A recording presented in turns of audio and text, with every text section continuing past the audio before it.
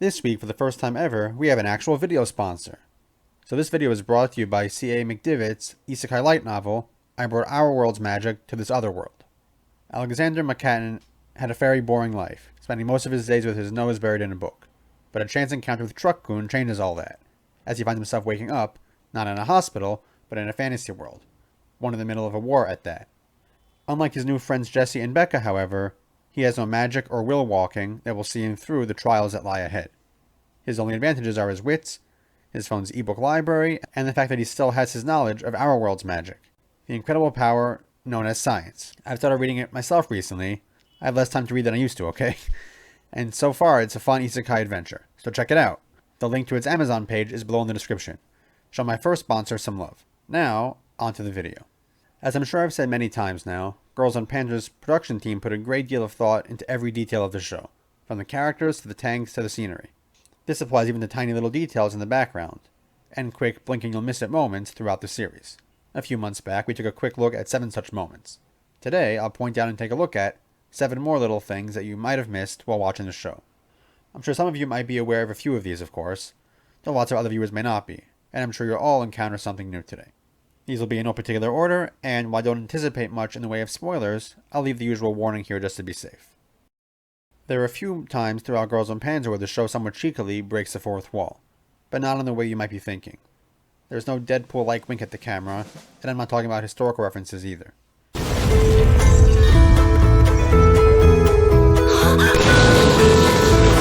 The first of these comes all the way back in episode 2, when everyone goes to search for tanks in their various groups, which will end up becoming the tank crews. We see the first year's Future Rabbit team rather intelligently hitting the library to try and look up information on where Orai's tanks might be. So they're hitting the books, and most of them are reading old reports, and hey, wait a minute. What have you got there, Saki? What she's got is a copy of Morio Senshadou, a manga slash infotainment book featuring cute girls and tanks, created by none other than Takeshi Nogami, a character designer for Girls und Panzer. He's also worked as an artist for the Girls und Panzer Ribbon Warrior manga. You can't go wrong with this sneaky self-promo.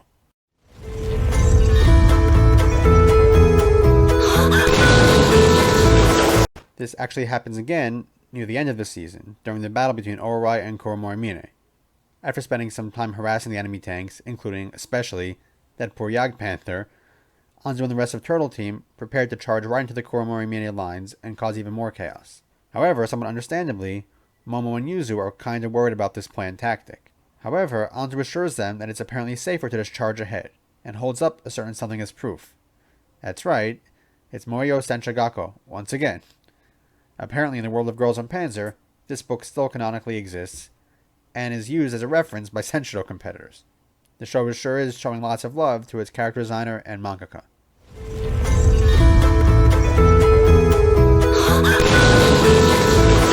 Any fan of the show knows that Anglerfish Team's quiet, poised, and effective gunner, Hana Isuzu, is pretty much always in control of her emotions, at least outwardly.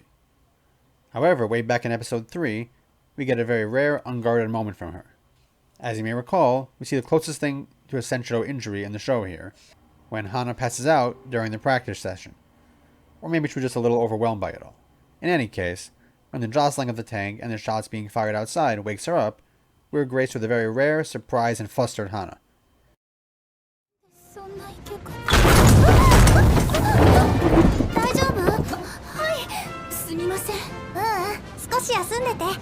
In fact, I think it might be the only time in the show where she's not in complete control of herself. Wide-eyed, confused, and completely flustered. The fact that it's so rare makes it all the more adorable. Will there be another moment like this? Only time will tell.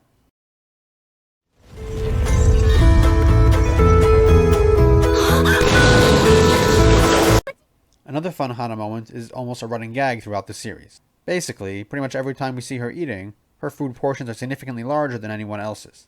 It's never mentioned by anyone in the show, so it remains mostly a visual gag. Hana is a tall girl, at least compared to most of her fellow Orai students, so perhaps this shouldn't be such a surprise.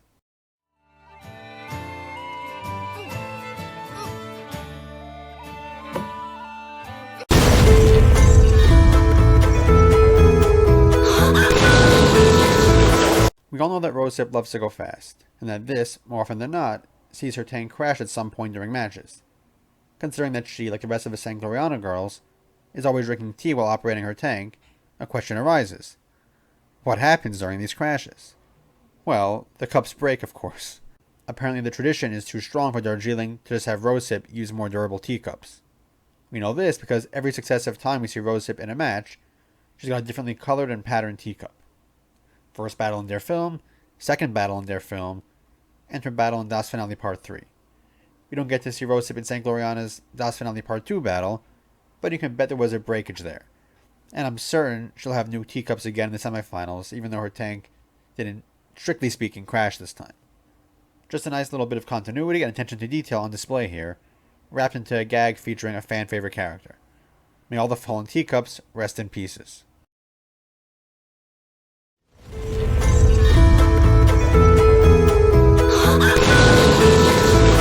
During one of my many rewatches of Girls und Panzer, I noticed a bit of a running gag from Anzio. Well, more like a catchphrase, I guess. Multiple times when her tank takes fire, she says the phrase, "They got us," even when they haven't actually been got. It's almost like Anzio just has it ready to go, so that if they are taken out, she's got it on hand. In their film, she finally gets to use it as they are actually taken out. So, mission accomplished?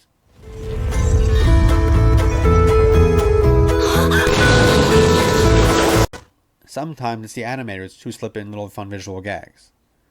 There are a couple famous Disney ones, but Girls und Panzer has at least one too.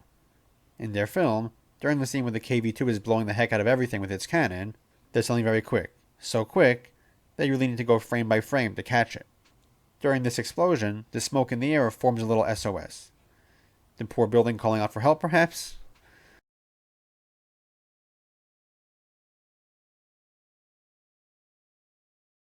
Thank you to Landscape Detective 4064 in the comments of the first things you may have missed in Girls und Panzer video for making me aware of this one.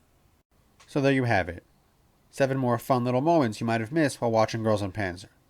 Visual gags, audio gags, and even some self-referential fourth wall breaking moments. It's yet another reminder of just how much effort was put into every little bit of Girls und Panzer.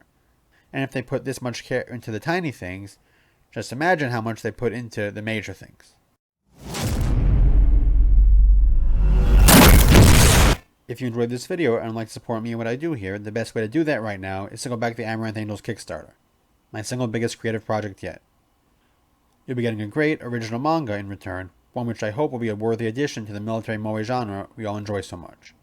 There'll be some cool reveals, and potentially new add-on options added over the course of the campaign, so make sure to watch the space.